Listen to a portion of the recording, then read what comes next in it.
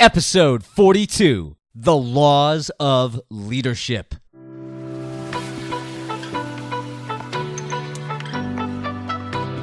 Welcome to Creative Success.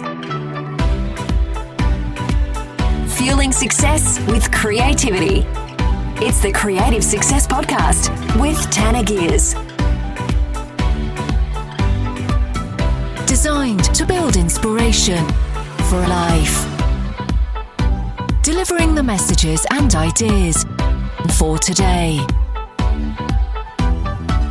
And I'm Tanner Gers. What can we create together today? In this episode, creators, I'm sharing some highlights from a book I just finished reading by John Maxwell, The 21 Irrefutable Laws of Leadership. I'm sharing this with you to help you get started with your leadership, developing into the leader you can become, and all to help you step into your creative success. I'm Jeff Ulster. I'm in charge of digital strategy for the Canadian Public Broadcaster for our talk station Radio 1, and you're listening to the Creative Success Show with Tanner Gers. You pretend like you know me, Jeff. Come on now. Jeff, thank you so much for that nice introduction. And today's episode, creators, is brought to you by HostGator.com. Take 40% off your entire hosting package just by plugging in Tanner at checkout.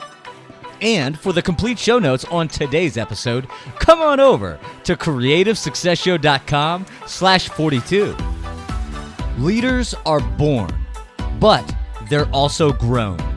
Just like every other skill in life, creators, leadership can be developed. I recently read one of John Maxwell's books on leadership, The 21 Irrefutable Laws of Leadership, and I was blown away. I definitely consider myself to be a leader, but I also know that I am currently nowhere close to being the leader that I will become. And actually, honestly, if I can be truthful with myself, I am further away from this point of leadership than I thought before opening this book. That's okay though. It means that there's lots of room for improvement, and I am always up for getting better. And one of the ways that I have a better, larger impact is online and on this podcast. Getting online has helped me exponentially reach more people with my business, my podcast, my products, and my services. Without my websites, business would be a lot quieter, slower, and just not as fulfilling. Today, you just have to be online, and HostGator enables you to do it faster, better, and with greater support. HostGator's tech support is insanely awesome, super knowledgeable, and surprisingly patient. I love them.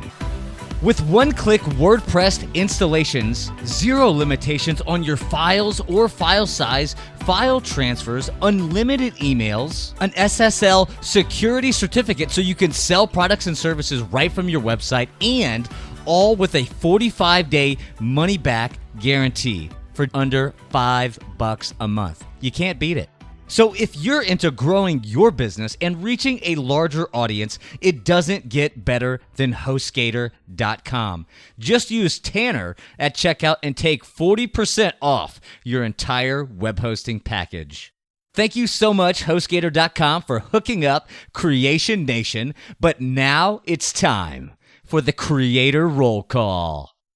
I missed you guys, and I missed this so much. But super love going out to my Orlando, Florida creators, Las Vegas creators, Christchurch, New Zealand creators. What's going on, Kiwis? My Singapore creators, Seattle creators, and even the creators up in Butte, Montana. And of course, we can't forget the gorgeous creators in Denver, Colorado.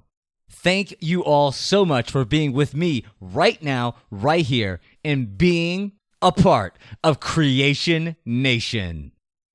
If you just got a shout out right now, I would love it if you gave Creation Nation a shout out by sharing this episode. Take 2 seconds right now and share it through the podcast app on your phone. And of course, always, the best way to share it is on the complete show notes page at creativesuccessshow.com/42. I've got a ton of clickable, shareable quotes and messages from this episode, making it super easy to share to your favorite social channel, and the transcript for today's episode for all the creators at work who can't quite listen to the show right now. All of this is designed to help bring in more creators just like you to Creation Nation. And that's a good thing, right? The more creator love, the better. That's what I say. And now, I say, let's get into today's content on leadership. John Maxwell is a profound author, speaker, coach, entrepreneur, and leader in every sense of the word.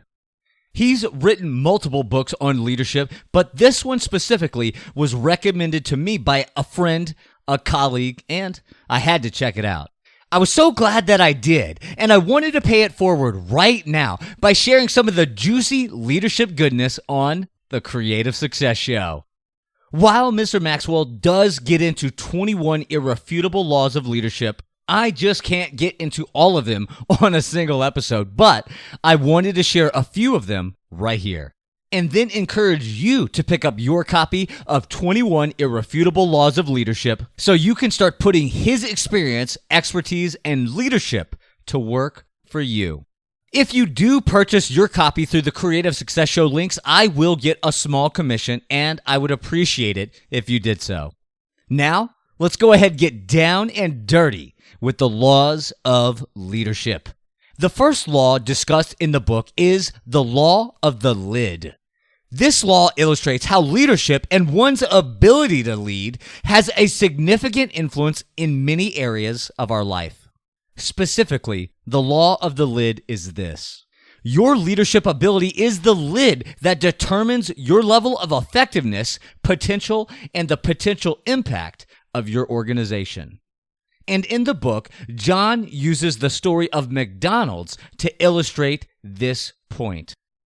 While the McDonald brothers had the entrepreneurial spirit burning inside of them, the drive and willingness to seek out opportunities, the risk tolerance to pursue their business ideas even though they had failed in the past, their leadership ability wasn't high.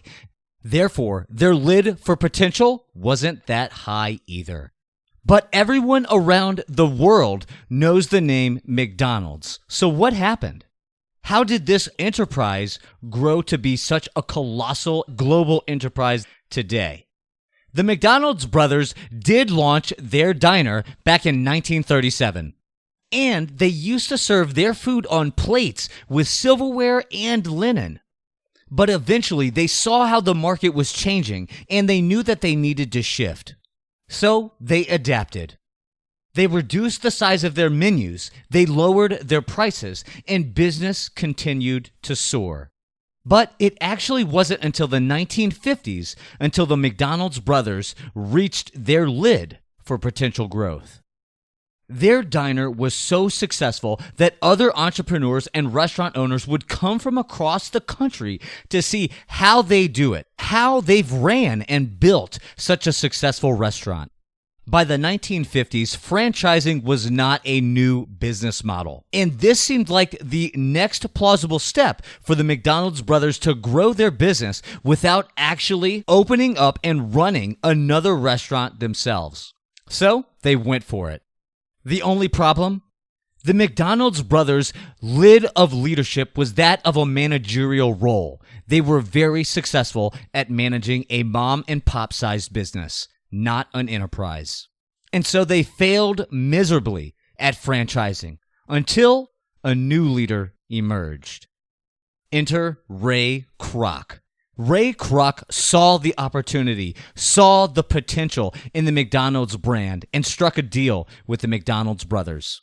He bought the rights to a franchise, opened it up, and planned on using it as an example for selling other franchises.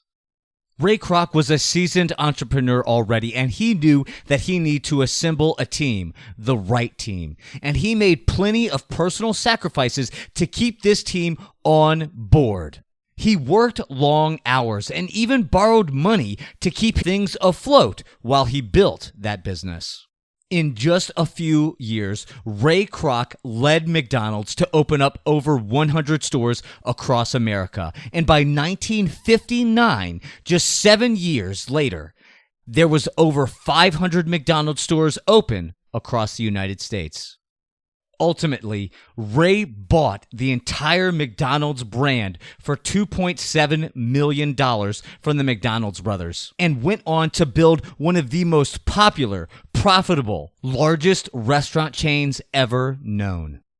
While most of their characteristics were similar, intelligence, risk tolerance, work ethic, Ray's ability to lead, his lid for potential, was drastically higher than the McDonald's brothers combined.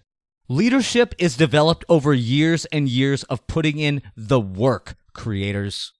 Before he ever even struck a deal with the McDonald's brothers, Ray had been putting in that work, becoming a leader for nearly 3 decades. Nothing fell into his lap. And there's a great quote that John shares that illustrates this very well. The secret to success in life is for a man to be ready when his time comes. That's a quote by Benjamin Disraeli. So, will you be ready, creators? Have there been opportunities that you were not able to seize, to capitalize on because you weren't ready? I will be. I know that putting the laws of leadership to work will get you there, and you better believe that I'm putting them to work for me in the law of process. More on that later, but for now, I'm going to share with you the 5 myths of leadership that John lays out in this book. Number 1, the management myth. This myth is that leading and management are one and the same. And this is why the McDonald's brothers were not able to build their brand to what it is, what we know it to be today. While management is focused on maintaining systems and processes, such as creating a routine, habits that help you kick the ball further down the field, leadership is about influencing people to follow. Managers can maintain direction, but often they can't change that direction because existing systems and processes can only take you so far. To move people and to really move the needle, you need influence. Influence is the basis for leadership. Management is not leadership. So keep that in mind, creators. Number 2, the entrepreneur myth. Entrepreneurs are often seen as leaders. But just because someone sees an opportunity and goes after it doesn't mean that they're good with people. Good leaders know and understand emotional intelligence. Then they effectively communicate what their followers need to hear in order to move them, to lead them. Number 3, the knowledge myth. Sir Francis Bacon has said, knowledge is power. But power doesn't necessarily translate to leadership, and neither does knowledge or intelligence. For example, research scientists aren't known as great leaders, yet their intelligence level, thereby their power, is off the charts. So you don't need to be a genius to lead others, creators. Information is important. It provides context, but it does not make you a leader. 4, the pioneer myth. Just because you're the first person to do something doesn't make you a leader. It just makes you the first person to do something, and it might suggest that you have good ideas. For someone to be a leader, not only do they need to be out front, but they also need to have people intentionally following them, acting on their vision. Are you acting on your vision, creators?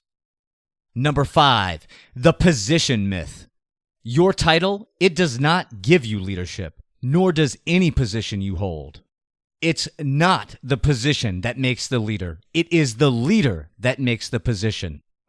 When trying to identify a leader, don't listen to their claims or examine their credentials or their title. You need to identify whether or not they have influence, true influence, and thereby leadership. And that will be found in their followers. Which begs the question, how do you obtain influence when you're clearly not the leader in any business or organization? It might sound too simple or too tough, depending on who you are, but the answer isn't complicated. Executing it can be tricky, though. Identify the leader in the group, organization, or business. Learn about them, connect with them, observe and ask the right questions when the right opportunity presents itself. Like I said, execution can be tricky, but this will give you insight on how you influence them. Influence the leader, and you will impact the group. Being a leader is like being a lady. If you have to tell people you are, you aren't. Why do some seem to easily emerge as leaders while others cannot influence another human being to save their life, no matter how hard they try? Well, there's several factors. Let's discuss. 1. Character, who they are. True leadership always begins with the inner person, creators. Are you punctual? Do you always show up to meetings on time or early? Are you honest? What's your level of integrity? And are you working on yourself? Are you growing and developing personally? These are just some of the ways that reflect who you are as a person. Number 2, relationships, who they know. Individuals seeking to build leadership and influence immediately begin building relationships regardless of their new role, situation, or position. Because they understand the deeper their relationships, the larger potential they gain for influence. Just be sure that you're building the right relationships. You don't want to be consistently seen or associated with the wrong people. The right relationships with the right people is how you quickly become a leader in any organization. Again, what you know is important, very important, but not as important as who you have relationships with. Number 3, knowledge, what they know. You must have knowledge to make decisions and lead, creators. This includes facts, history, context, dynamic factors, timing, and the vision for the future.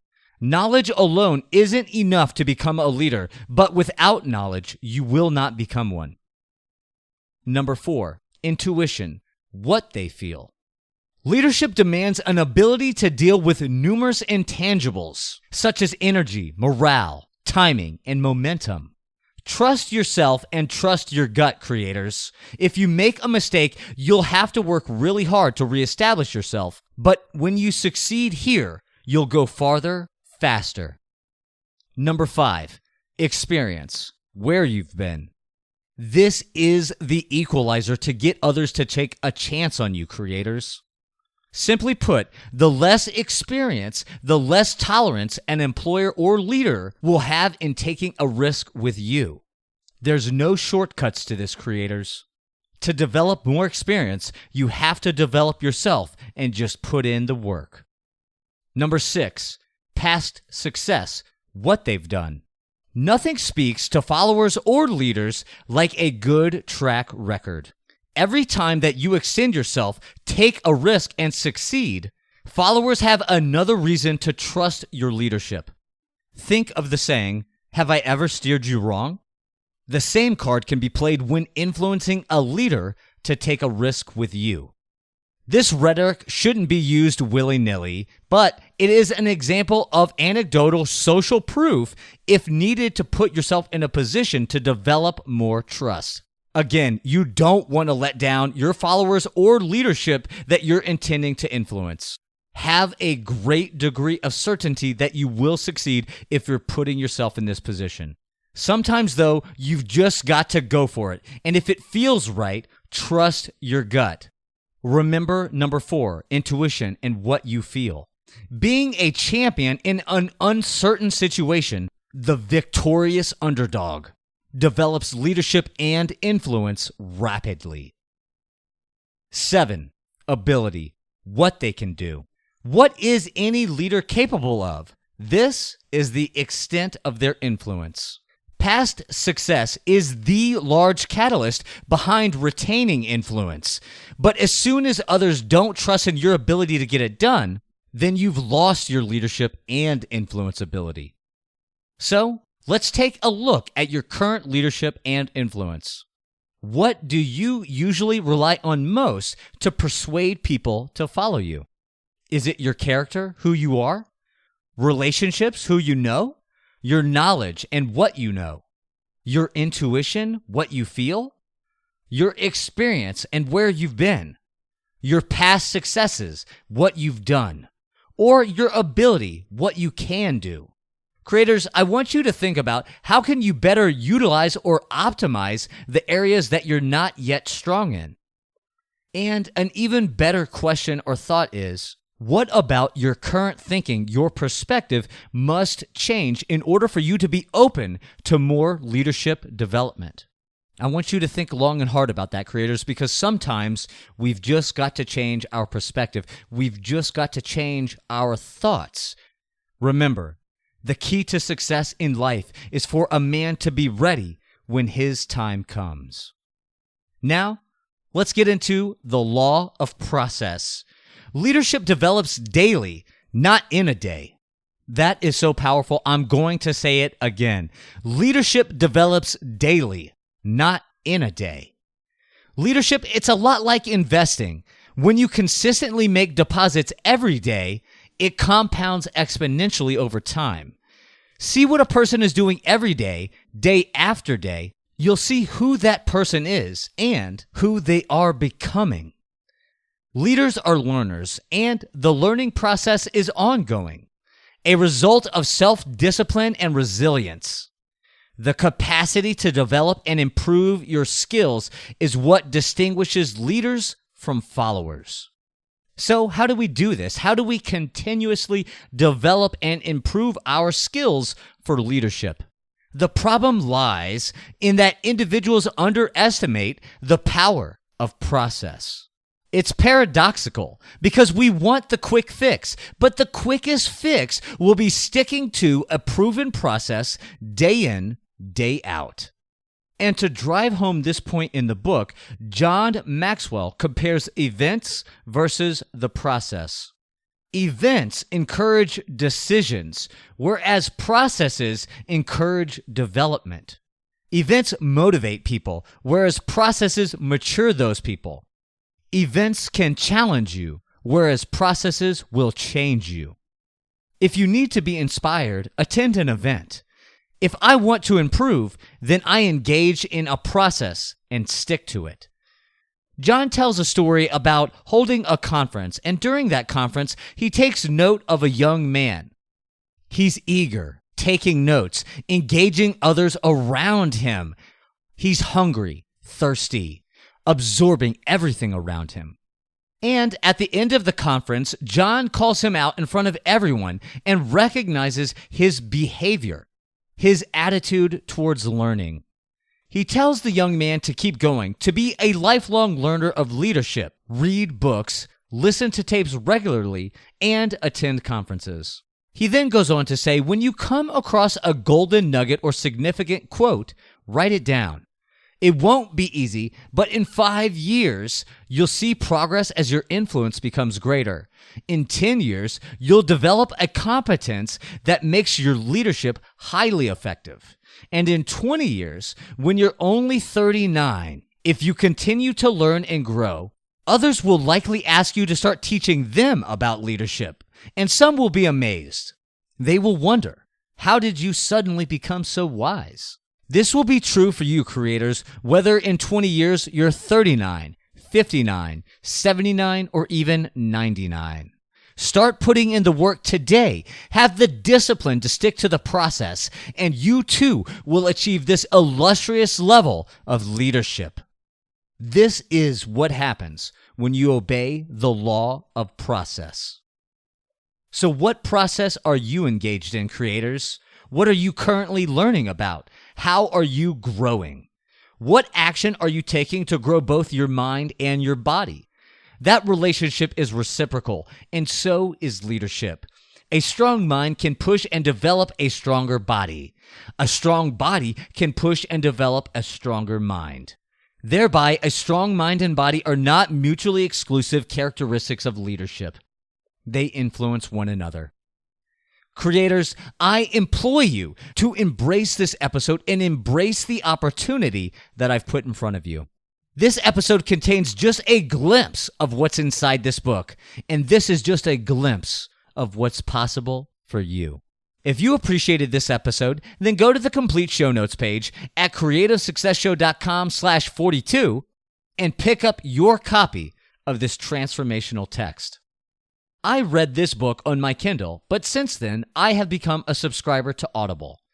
I'm listening to more and more books through the Audible app on my phone, and I've got to say, I'm pretty surprised. I really didn't think that I would enjoy my Audible membership as much as I do, but I love it. Test drive Audible for 30 days for free and see if it works for you. That's what I did.